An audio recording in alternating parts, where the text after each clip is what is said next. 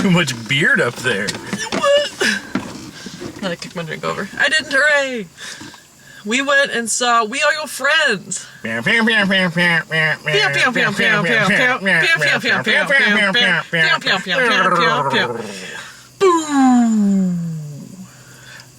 then you do something like that, and then everybody jump.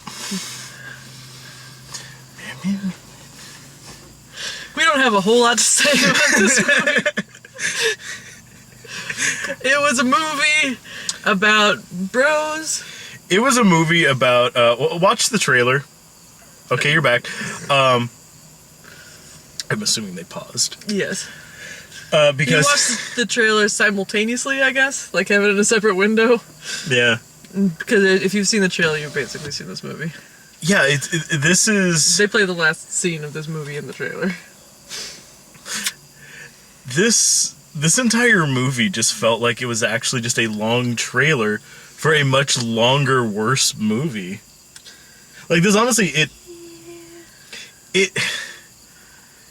really felt like if you had told me this was an entire season of a really douchey show that they just chopped up and made a movie out of, I would have also have assumed this was true. I could see that. I mean, just because it covers a large time span, but no one ever looks any different. No, and they don't really define what the time span is, because I think it must be just be a summer. Yeah, that whole thing was either like a month or like a couple weeks or 2 days. Could have been. We know that it definitely ends the Summerfest, which is a festival with 2 people in it. Seems to be. Yes. See, this movie, it suffers from a lot of doing exactly what you expect to happen at all times, while also never really giving you any information past what you should be able to figure out on your own. Mm-hmm. So, they'll be at a place and you should just know it, or they'll introduce them to people and you should just know who they are. Suddenly, like, they'll be in a different, like, town, and you should just know that, oh yeah, they were going to a thing, I guess. Like, it... So, of course, whenever they're like, it's like, oh man, I got you this thing called Summerfest, it's like, cool! Is it a cool thing? The Summerfest. I guess if you're really into, like techno and, you know, house music and... EDM.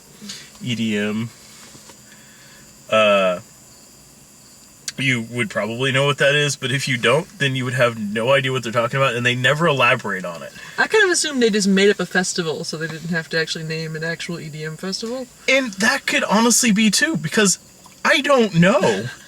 They never give any information about it. No. The fact that they go to this other festival that is apparently in Paris, because they then proceed to get a hotel room this close to the Eiffel Tower. Unless that was in Vegas, and it was they were in tiny. Vegas. That makes way more sense. I was like, why are they in Paris? Why are they building so close? That's the little Eiffel Tower that they have. I wonder why it was so small. I also wondered how 4 complete deadbeats drove to Paris. I thought they were going off of what's-his-face's dime. And I was like, oh, that's a dick move for fucking his girlfriend and his swank. His swank hotel room in Paris. I'm having an extremely ditzy day, and I'll explain further when we get to the previews. I think I know where that's going. But yeah, no, this movie, it's basically... Honestly, this should have just been like a fucking TV movie on like MTV. Mm-hmm. But, yeah, it felt like an MTV sort of movie. Yeah, this felt like something that would have been perfectly fine. Like, you see that, and then it's, you know, like the new season of like 16 and Pregnant or something. I don't even know what the fuck's even on TV anymore. I haven't had cable in a while. Is that still a show? I know. So gauche. I don't watch TV. I just stare at daguerreotypes. Well, it's what I do with my evenings. If you move them like this, it looks like they're in motion. Just go to elementary schools and like look at the dioramas that they made based on events that may or may not have happened in history. I made a pretty sweet diorama in grade school of Ankylosaurus. It's still my favorite. It's like, is that a G.I. Joe riding him? Like, yeah, I don't know. Just like in the all I could find was shipwreck. That makes even less sense. Well, it was the giant Ankylosaurus that sunk the Titanic. That makes sense. Mm-hmm. Just big old tail. Whomp. Yeah. Never saw that one coming, probably. I mean, they saw it coming because it was a big fuck up dinosaur, but there's not much you could do about it. That boat did not have a good turning ratio. But yeah, this movie it's wildly predictable. We were even just talking here a second ago that if I had made presumptive guesses before going into the movie and written them all down, I would have gotten, I think, 95% of those right. Yeah, you were calling the major plot point for a good 45 minutes before it happened. Well, like, every time something happens, it's so fucking telegraphed. Mm-hmm. Like, okay, if it, like, the crux of the movie is basically that, Zac Efron really wants to make it big as a DJ. Mm-hmm. Well, like a known DJ, not just like a, you're listening to the Hits FM, or, just a guy that like, works in a fucking club. It's just like a house DJ. Like he wants to be like actually like some like big name like Skrillex or Steve Aoki or something like that. Mm-hmm.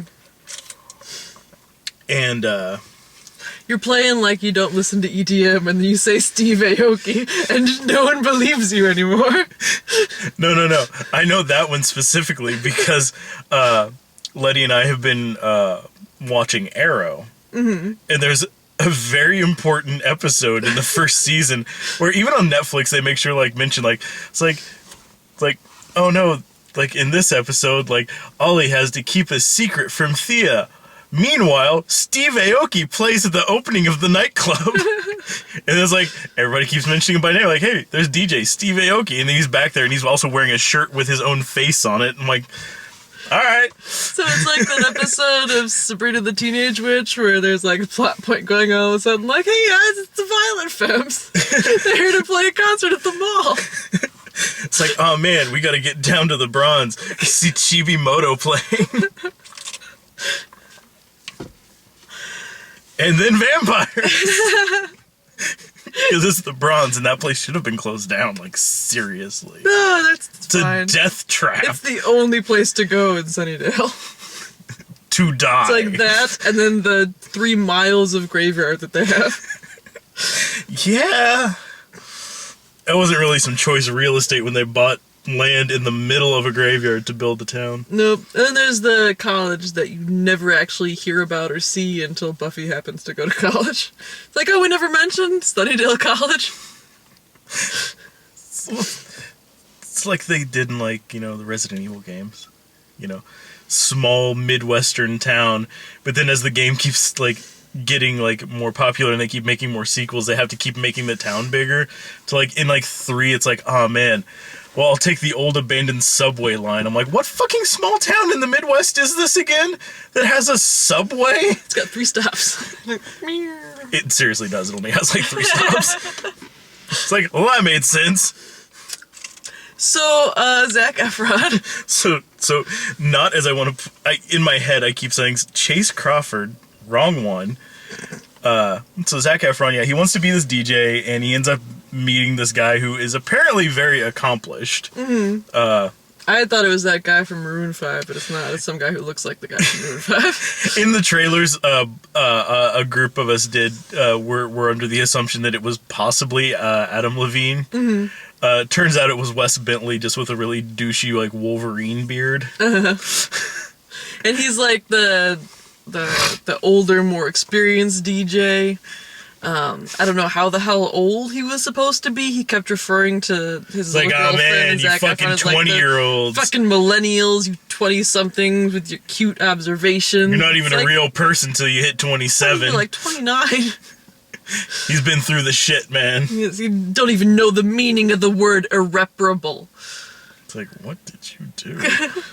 I feel like there's a more fascinating movie about his rise to being a DJ. I'd be much more interested in his story. Zac Efron he's cute and he's capable, but he's from like the I think I might be about to sneeze school of acting, where most of the faces he's making, you're kind of like, do something. Or just stoic smirking. Like Stoic smirking, about to sneeze, or about to cry. And he pulled out about to cry in most of his makeout scenes, which made it a little creepy. He kept switching to that one, and I kept thinking, like, is there something wrong? And then it, like, pans over, and it's like, oh, no, he's eating, like, Chinese food. Like, what? Okay.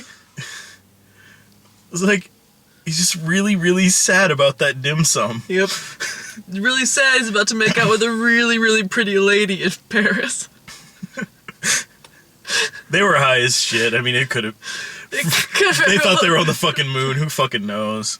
They were crazy high. I don't know why I thought there was a Ferris wheel in Paris. Because it's that close to London. But I have a silly brain. But anyway,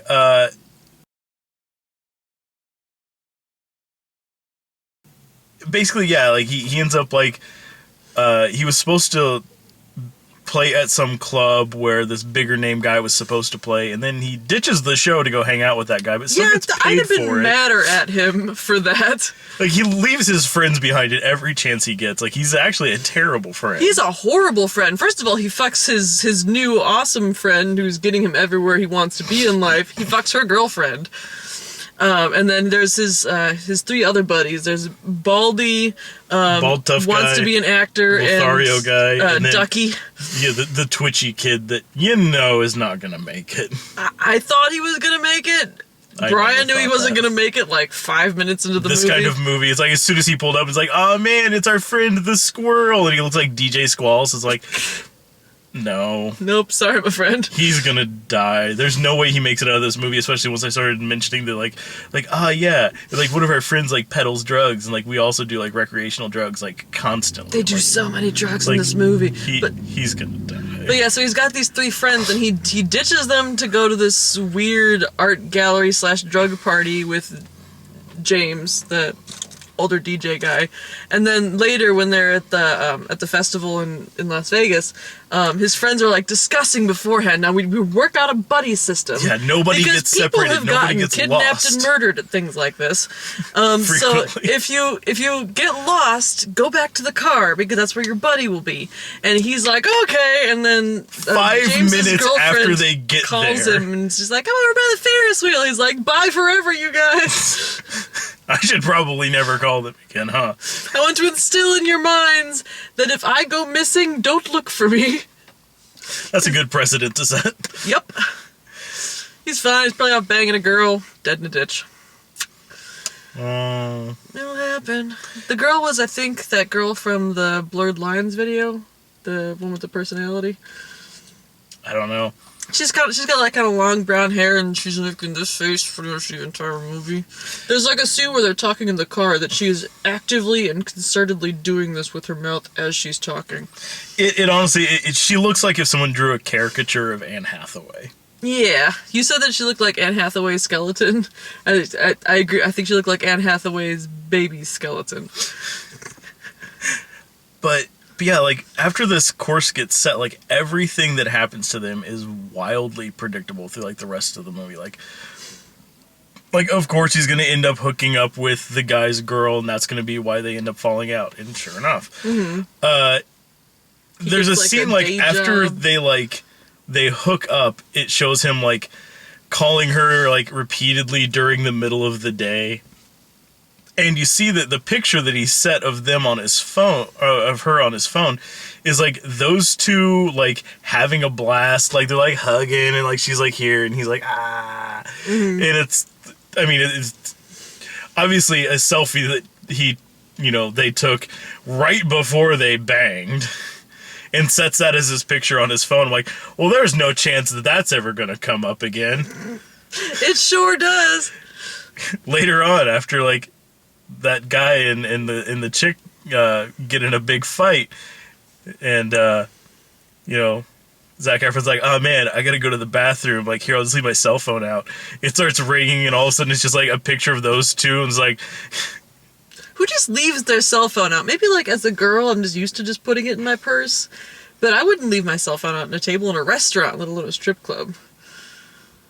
or just around that guy. He just. Well, the thing is I think that James was the best friend of the movie. He's not a very good boyfriend, but he's a good friend, especially considering he forgave him after he banged his girlfriend. Yeah, they have like a fight. Like, he like kind of beats the crap out of him because apparently he's a huge MMA enthusiast and is taking like Brazilian jiu-jitsu or some shit. And just fucking whips the shit out of him in a fucking strip club bathroom. Mm-hmm.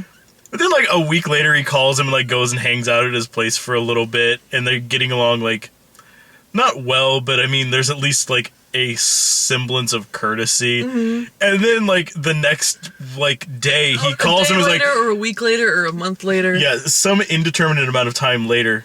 Because the dude was like, oh, man, we're, like, besties, man. Like, I'm doing, like, this big thing, and I will have you there as my opener. It's gonna be fucking great. Summerfest! And then it's like, oh, you fucked my girlfriend? Really? You don't get to do Summerfest anymore. Harumph. But then, like, this indeterminate length of time later, he calls him back. He's like, hey, I think I got something. And then, like, literally the next take is Zac Efron. I'm doing Summerfest tomorrow. Yeah, like, super stoked about it. And then he goes and, like they're just hanging out. Like, he's introducing, like, oh, yeah, this is my boy, Zac Efron. He's like, hey, what's up? And he's like, cool. He's like, that's my guy. And then, like, goes up there and, like, clapping and, like, dancing along with his music that he's playing. Despite the fact that one of the very noticeable samples that he uses is of his girlfriend. Of his now ex-girlfriend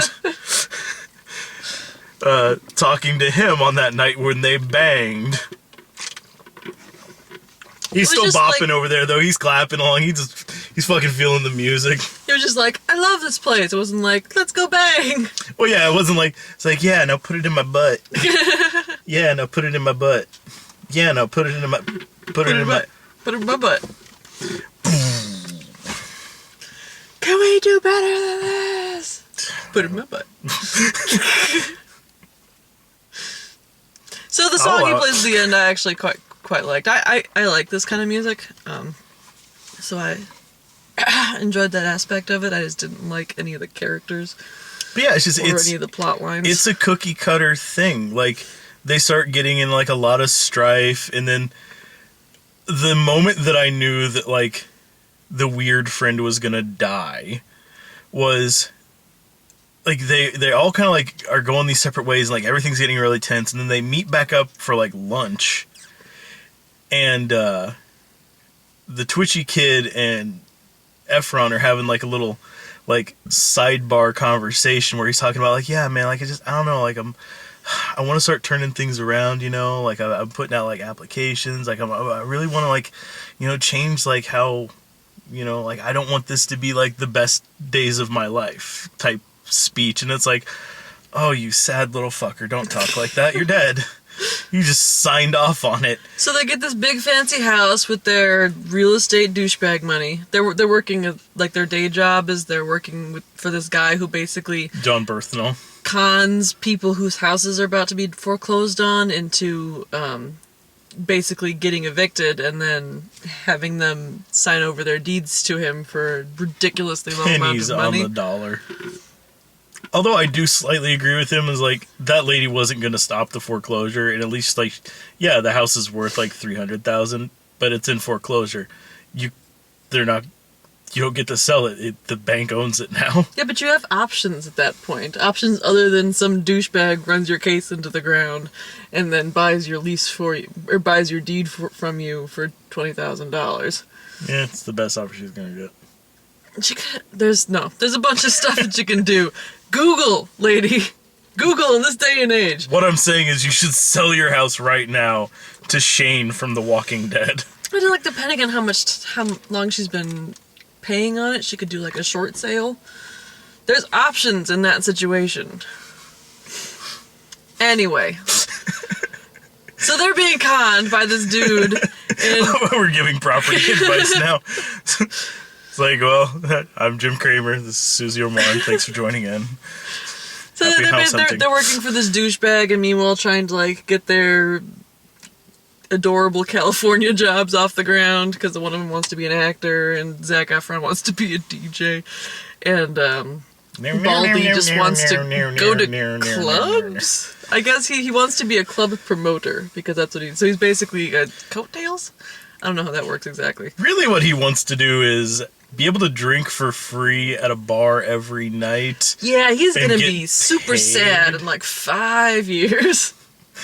They're all gonna be super sad. In He's like that 5 one years. guy who like has that inexplicable ability to constantly lie to themselves to believe that they're not in as dire of a position as they are. The thing is, all of their Like even after jobs, right after their friend died, he's like, oh man, you know, like this is nothing, you know, this is temporary setback, you know, we still got the club, we'll be doing that, you know, it's like, all right, man. Like, yeah, because the thing is, like, the end of this movie, Zac Efron, like, makes his track, and he does it with, like, sounds from around his neighborhood, which, first of all, I've still got a problem with, because the whole idea is that he's having this conversation with James, and James tells him, you know, that every artist has this moment in their life when they stop being, you know, an appreciator of other people's art and start finding their own way to make art. And then he proceeds to tell Zac Efron how to make art, and Zac Efron does that exact thing. yeah, but And that's not so much a springboard as it is another imitation of a thing. yeah, but it definitely takes him like at least a couple weeks to figure out that was precisely what he told him to do in the first place. Yeah.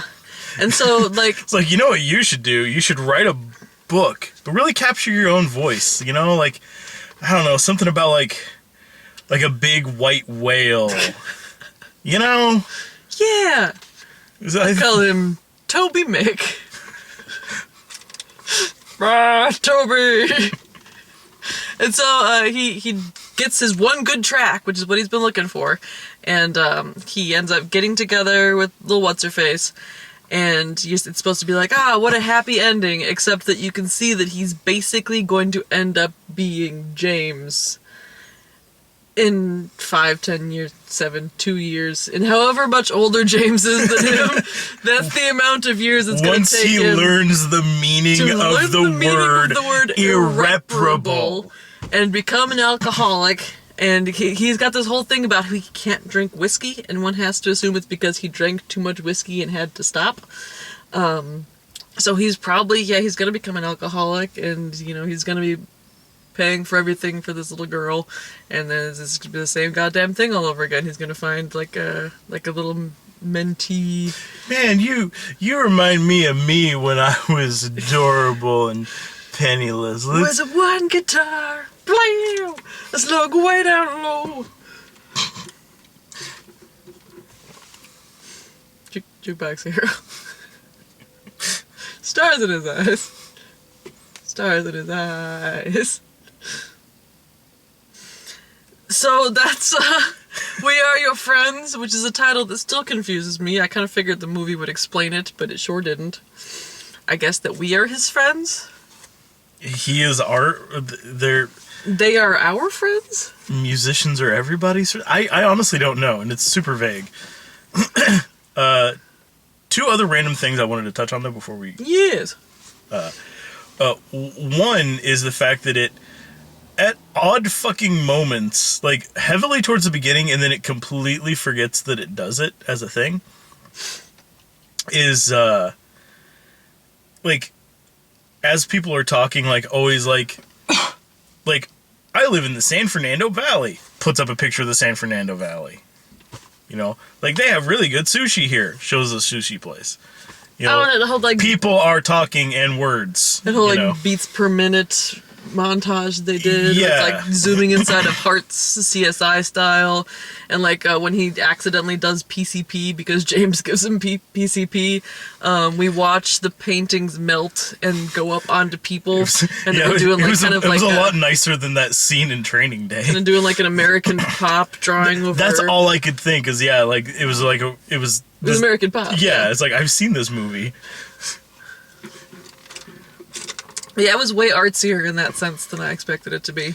But then, after, like, the first 25 minutes of the movie, it never does that again, ever. any of that stuff. It's like, well, we hooked you there at the beginning, now you can just watch the rest of the movie. Like you should. But yeah, it's just, it comes across as, like, really bizarre because they use it so fucking heavily. In, like, the first 20 minutes. And then they just hardly ditch it. Yeah, there's, like, one or two other instances throughout the rest of the movie where they do that. Mm-hmm. But really, yeah, that's it. So After that, there's kind of focus on, like, boobs and butts and dudes in their underpants. Yeah, like, the montage of him playing music where it was doing the whole, like, CSI, like, your circulatory system thing. 127 beats per minute. The other, like, that was half of the montage. The other half was just watching that one chick dancing in this outfit. It was basically, it was like a shorts, loose and flowing romper that shorts cut romper, down to about, like, and then, like, it was basically a diaper on the bottom, but, like, a flower diaper with ruffles on the edge. It was not the outfit of a grown woman, but it was worn by a grown woman, and her titties were trying so hard to escape that the way she was dancing was very self-conscious of where her boobs were in relation to her neckline. And like a, not too far apart from my torso. Definitely don't want to move my arm, because then it'll escape. Yep. She probably had double-sided tape, so I don't think she had much to worry about, but probably she didn't want it to be obvious that there was double-sided tape involved. So that was the thing I wanted to touch on, and the other thing was what is now my favorite new phrase, and I feel like I'm going to say it a lot and, like, really run it into the ground now. I'm not going to say it. I'm going to let you say it. I know exactly what you're talking about, though. Like, 5 minutes into this fucking thing, they just get to, like, the first, like, club thing they're doing, and, like, it's going really good, and this guy's trying to, like, get in the club, so he's talking to one of the guys, he's talking to the bald guy, who's, like, the hothead of the group. Mm. He's their resident bad boy. Yeah, he's trying to get into the club because he's told the doorman that he knows Baldy and his friends, and he doesn't. He's like, you don't recognize me? Oh, man, how would you recognize him? And, like, holds up 100. He's like, takes it. He just looks him, like, dead fucking in the eyes. Like, the guy's like, he's like, don't bro me unless you know me. And then the guy he said it to, like, that's a weird thing to say. But Baldy just keeps staring him down. And the guy's like, he's just trying to hate fuck him with his eyeballs. And then he slinks away as though he knows that man will beat the shit out of him one day. No idea why. It's just gonna happen. And it started with the phrase... I'm gonna correct you here. It's, don't bro me if you don't know me. Don't bro me if you don't know me. And then he got broed later at a different party and then ended up getting... You just call me bro? Oh no, he said Did you bro. just call me bro? Oh, my hat. I'm gonna put my hat on backwards. Gotta posture a lot, like, oh shit. But in between those two occurrences, there's a scene where he meets that James guy for the first time. He's like, bro, this is a sweet house. He just broed him and he didn't know him. It's like, don't do that. Don't bro him. Don't. Heed your own advice. If you don't know him, you probably shouldn't bro him. Like, I didn't know. In the immortal words of Miss Manners. I didn't know it was such like a serious offense, but fuck, like, I'm gonna have to be careful where I drop the B word from now on. Like, I do not want to get my ass kicked. Like, I'm not your buddy, friend. I'm not your friend, pal. I'm not your pal, guy. I'm not your guy, friend. It's like, shit, like, I mean, I'm not really a bro, so that's their word. I mean, they can say bro. That's what it is, yeah. They can say bro, but you say it to him and it's like, whoa. I only like bro in the context of, like, making it into a ridiculous pun. Like, brochos golly. Or my absolute favorite off of Baron Vaughn, which is slow bro down my Brozovic.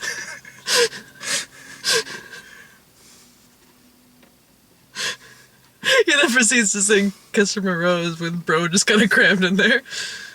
Oh, there used to be need someone to bro, and so bro wanna see you became the bro on the bro side of me.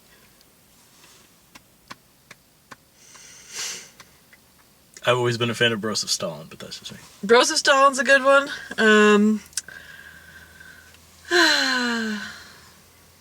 I can't think of any other ones. Bro.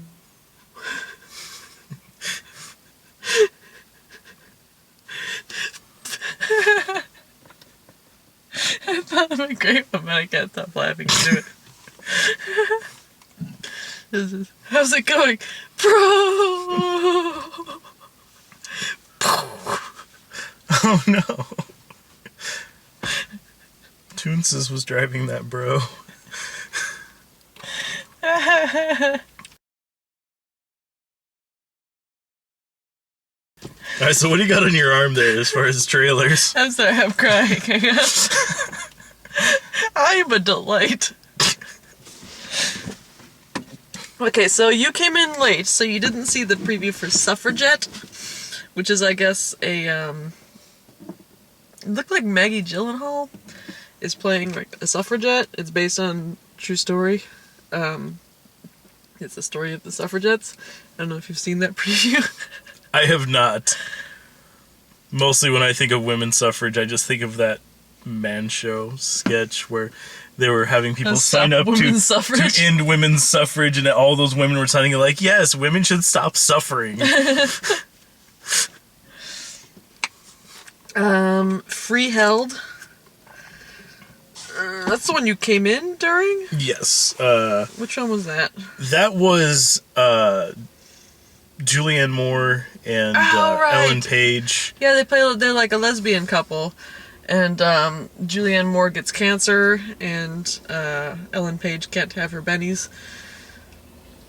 Which that one, I mean, it seems like it's going to be legitimately a good movie. But yeah, it has like awards season written all over it. Yeah. But I mean, it's also got like Michael Shannon in it, and Steve Carell basically playing Paul Lint again.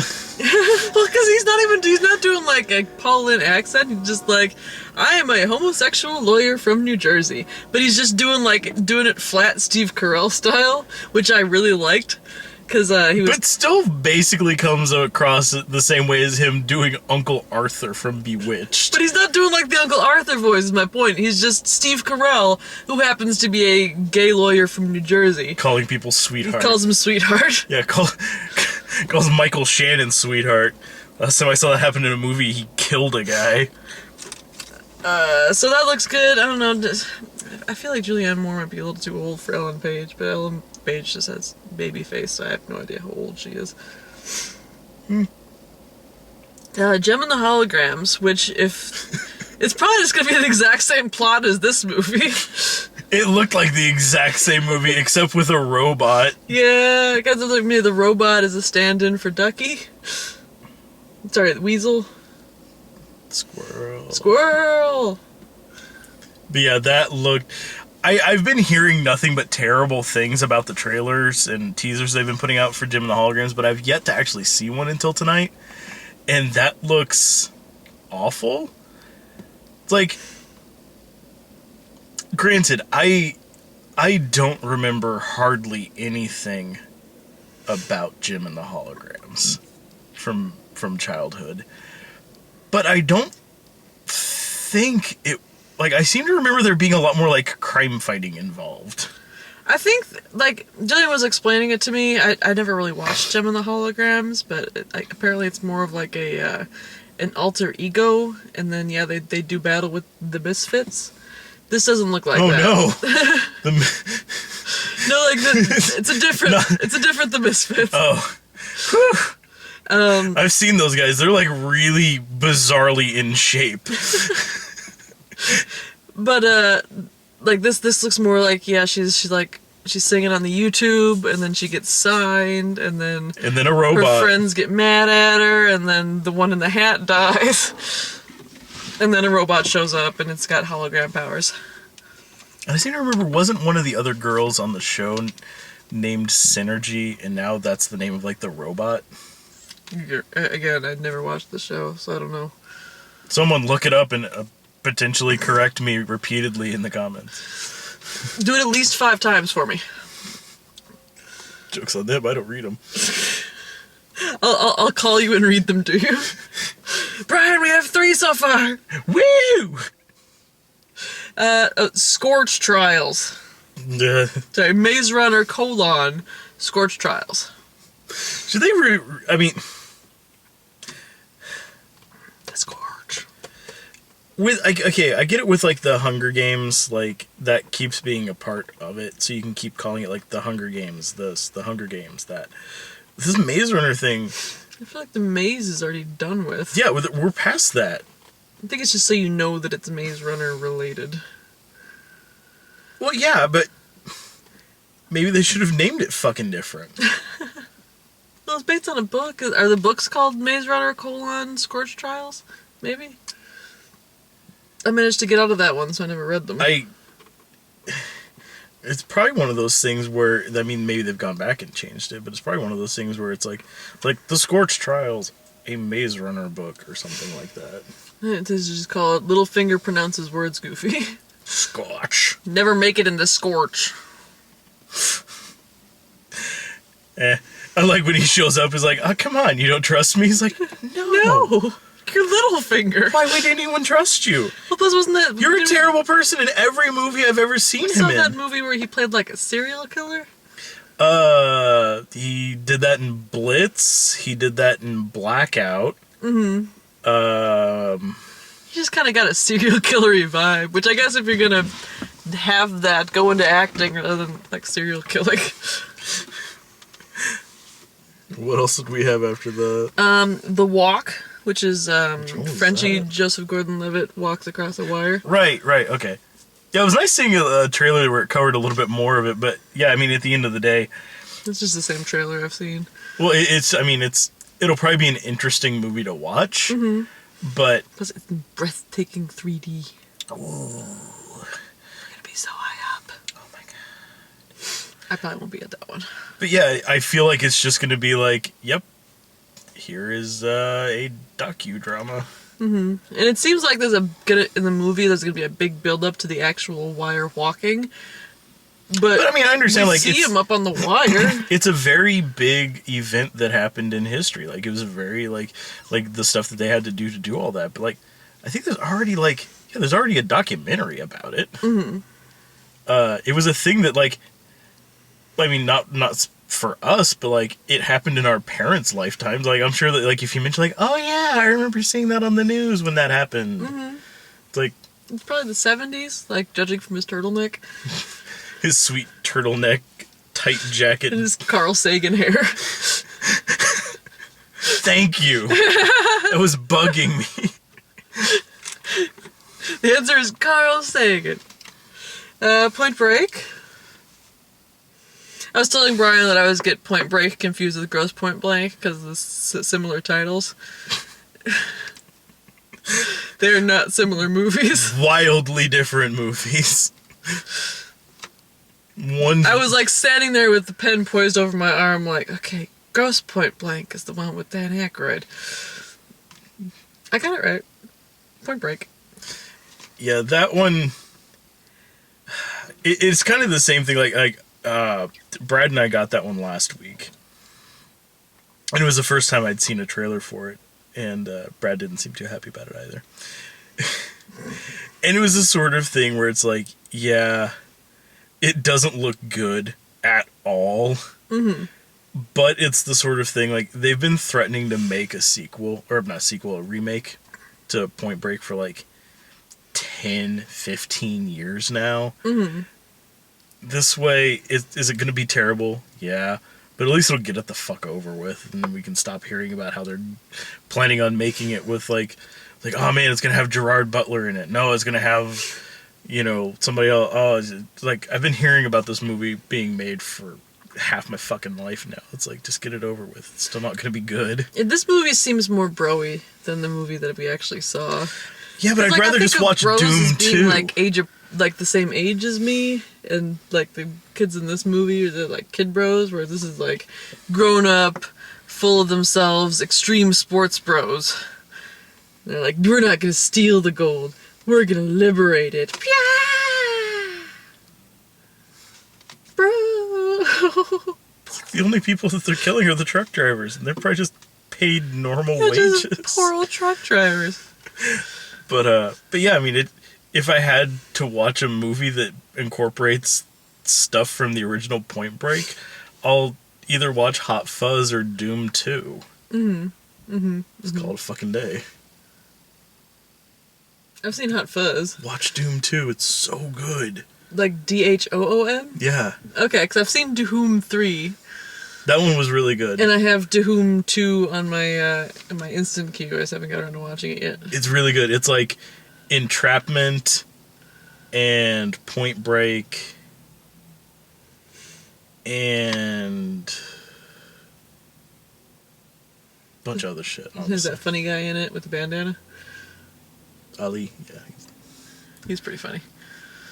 And then Creed, which is the first time I've seen this preview. So it was really And confusing for someone. I turned to Brian at the end and I asked a question which turned out to be super dumb, but I'm still hoping that this turns out to be the plot line.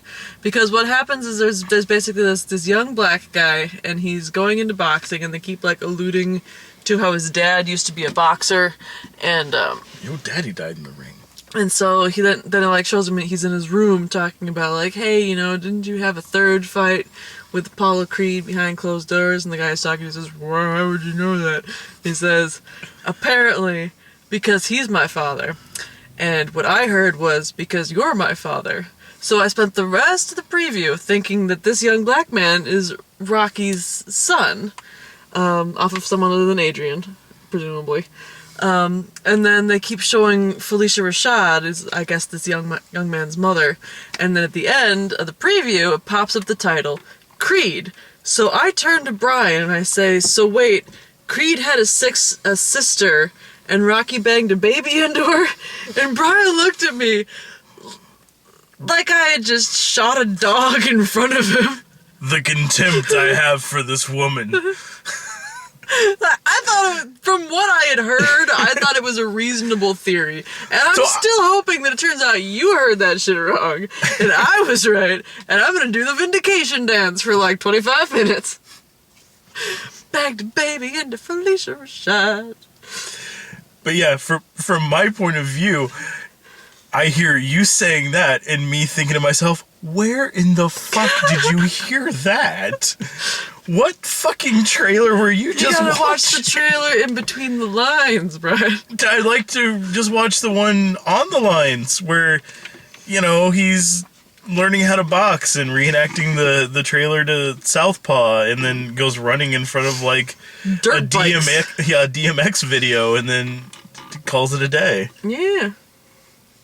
He's running in front of the bikes because he's Rocky's son, off of whom he banged a baby into Felicia Rashad. So he's recreating the important moments in his father's life. If it Hopefully one of those moments is not banging a baby into Felicia Rashad. somebody banged a baby into Felicia Rashad. Apollo Creed. Apollo Creed banged a baby into That would be gross because she's his sister. Point Sarah. Well, like I said before, I still want to see the movie where you see, you know, a half robot fighter that turns out to be the bastard spawn of Polly and that fucking maid robot. Happy birthday, Polly. Bow, chicka, bow, bow. Chassis clunk. Ooh.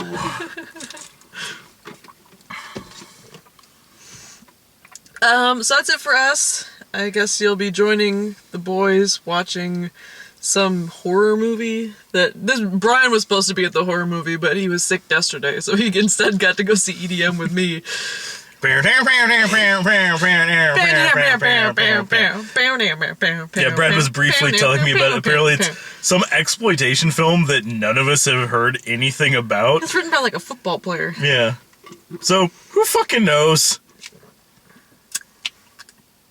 it's probably worse than ours. Because ours was fine.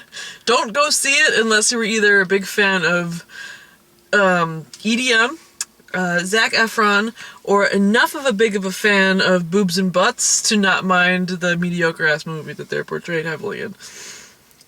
All of these things you could easily rectify at home.